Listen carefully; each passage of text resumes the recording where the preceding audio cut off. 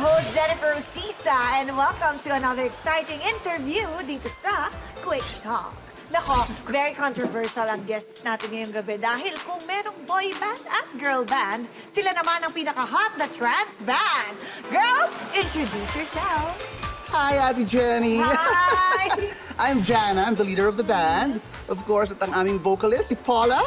Yes, and of course, our composer, Georgia. Wow! I understand before pa talaga may band na kayo, no? So ano nga yung name ng band nyo before? Dati kaming Wrong Direction. I like that name, ha? So, ngayon, na trans na kayo, ano na yung name ng band ninyo? Kami na ngayon ang Boys to Women. Oh, Boys to Women! Yes! In fairness, mas maganda nga, mas catchy siya. Yes! Kasi ngayon trans na kayo, kaya from boys, naging women. Tama ba yung analogy ko? So bakit kayo nag-decide na magpalit nga ng name? Well, kasi dati apat kami. Kaya lang umalis si Gringa. Kaya feel namin baguhin. Oh, bakit naman siya umalis? If you don't mind, okay lang ba ikwento ninyo? Nag-away ba kayo? Away babae ba? O away lalaki?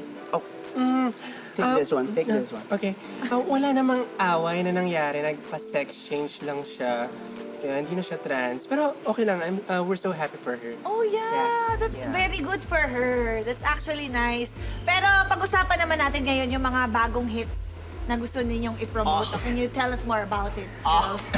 Yeah, actually, sobrang proud ako dito sa mga bagong compositions. No? Like, for example, yung Hard Gaze Night. Oh my God, I love that. Sounds promising, ha? Yes, Hard and Gaze. meron pa yung Yesterday. Tapos yung sobrang ganda kasi nung pinaka-favorite actually ng vocalist namin, Paula. Ay, yung Hoblading, tsaka yung Hobladaf. Okay, naku, sobrang swak sa image ng band ninyo talaga, yung mga song titles, ha? I'm really so excited for you and I wish you the best of luck. And sana pumagaspas pa ang career talaga ng Boys to Women. Thank you. Oh. Oo nga. Wait. Good luck sa inyong dalawa. Yes. Andito ako para mag-announce actually. Ay, Yes. Kasi I will be leaving the band. Wait, Yes. prank ba to? No. I'm sure gimmick lang to. No, Ay, no. May punchline to. No. Mag-imagine kayo na isa itong gender reveal dahil nakapag-decide ako na magbalik loob at maging lalaking muli. Dahil na-inlove ako kay Gringa. At we are so in love at magpapakasal kami at magiging musical duo na kami.